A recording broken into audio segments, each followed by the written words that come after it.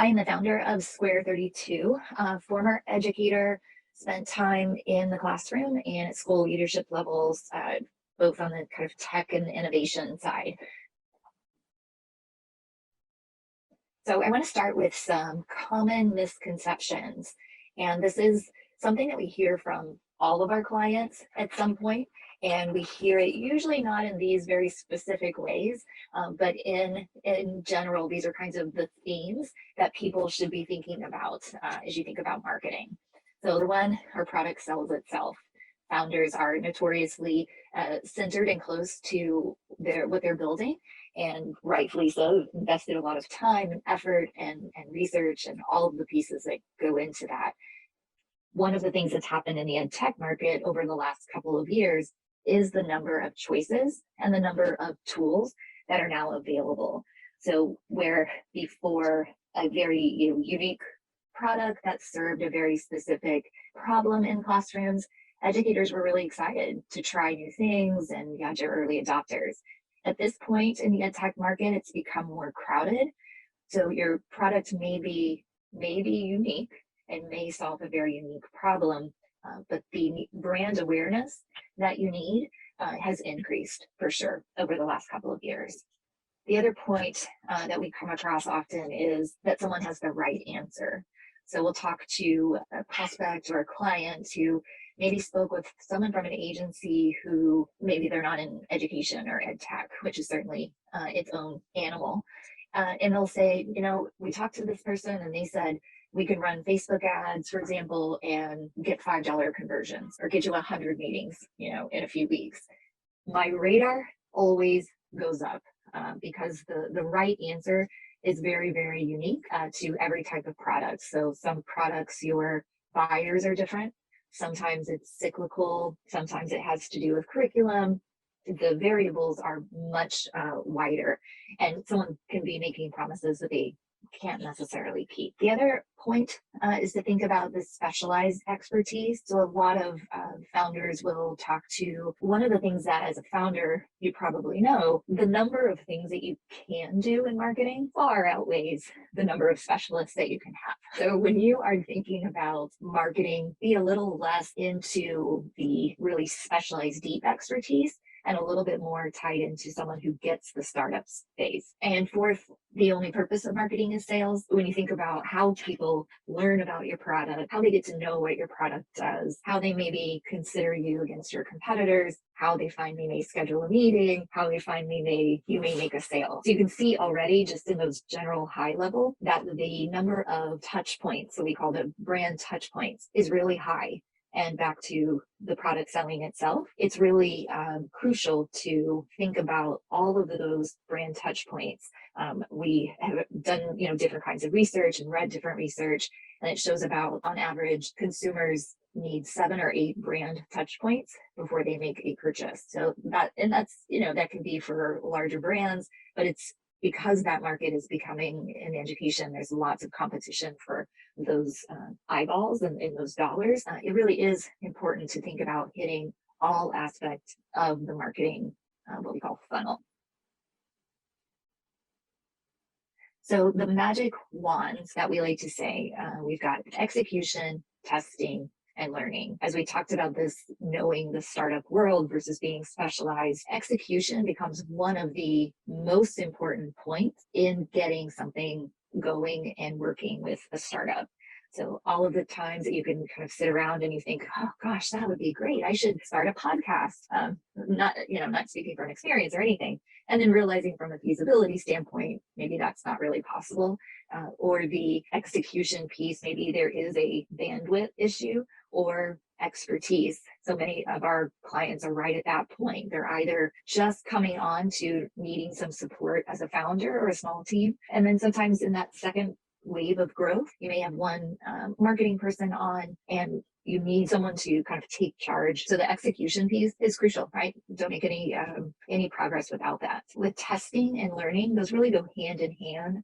And if you've looked at our website and are familiar with the agile methodology, that piece has become really, really important in marketing, going back to the idea that no one has the right answer without having some core benchmarks, and some core pieces of what you're trying to do and how your customers are moving down your funnel, you don't have the info and the data that you need. So as quickly as you can, you need to get that testing. And part of that execution is not only launching and testing, but it's also learning. So it kind of happens in 3 phases where you've got the idea, it's executed, you're testing different things to see what works best. You either continue because you've discovered something that works, or it doesn't work, and you take a moment to say, all right, what did we learn? Can you shift some of your metrics and look at what exactly did come out of it? So the call to action here, as we go through just the next few slides, just want you to think about, from what we've talked about so far, the marketing metrics to consider. So we know with those of you who are looking for funding, a lot of that goes directly to revenue, right? And we were just talking the other day with a client who is looking for funding, and we honed in on that piece needing to be something that's measured. But we also honed in on what marketing metrics we can show progress in the short term. Can we get more people to the website? Can we get more people to engage with us on social? So yes, of course, sales is part of that, but those brand touch points, you're getting information and data, and you can tinker and test with those. So just making sure that you don't ignore the progress really that you're working so hard for. And the prioritization is really key to that execution. You can't execute and test every channel, from PR to email marketing to ads on Google, Facebook, the list goes on and on.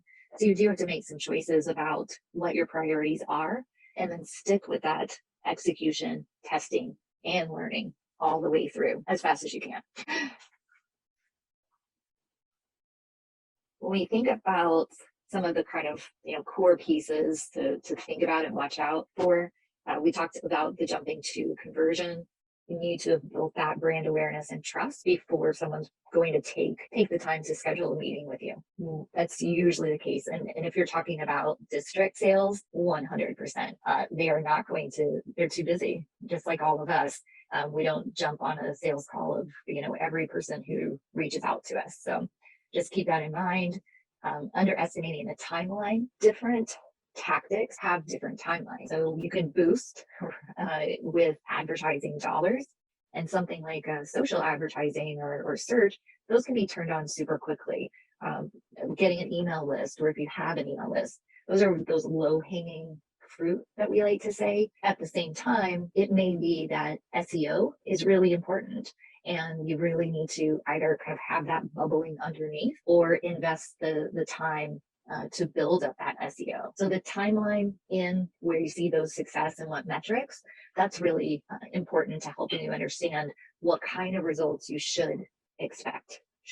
The next thing is spending too little or too much. It's interesting to see where that sweet spot is, and that comes from testing. So there are minimums and things that we suggest if we're doing paid or digital campaigns, but at the same time, when we start working with campaigns, we like to start small because we're in that testing and learning. You don't want to go in, especially don't want to go in with a huge conversion ad and spend $1,000 in the first few days and not get any results from that. There are different approaches that you can do to kind of build that up, optimize, and move forward. So, but obviously spending on the other side, spending too little, you're not going to get the results. So the last thing I want to give you some things to think about here are how you can really make magic. What are your action items? What are some things that will be extremely helpful as next steps? One, reflect on your current status. So in our work, we do what we call a marketing opportunity assessment. And that's where we take information, data, the lack of data, the systems, the messaging, the webs, all of those pieces that are foundational to success. You've got to at least have an understanding of that. From that opportunity and that current status piece, move into those action items. What are the foundational pieces that need to be in place? Are there systems? Are there systems that need to talk to each other? Is there data that has to be analyzed, right? If we've done some things, but we haven't taken a moment to analyze and learn from it. And then we do what we call making a budget. And this is really, really helpful for any size organization. It's a great exercise. And I have it in quotations here because when I talk about budget, I'm talking about time, resources, the human resources, your time as a founder. So you have a certain amount of dollars, you have a certain amount of hours. If you have 10 hours per week that you can put towards marketing, then you've got that 10 hours. That's 100% of that block of time. And you may want to break that up now. 25% is going to be engaging on social media. Another 25% is going to be cold emailing.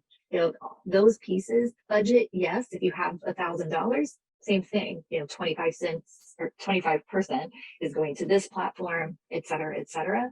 But if you're not at that stage yet, you still need to think about it with just your time and resources. The third thing, engage on social. That organic brand awareness and the authenticity that can come across from a founder is priceless. And the fourth thing is don't stop. That is probably the hardest thing for founders to do, is this idea of prioritizing and executing. That all of those things that are swimming in your head, the long to-do list, more product updates, that can take over very easily. We see a lot of people spend their early funding or their early time on the product development.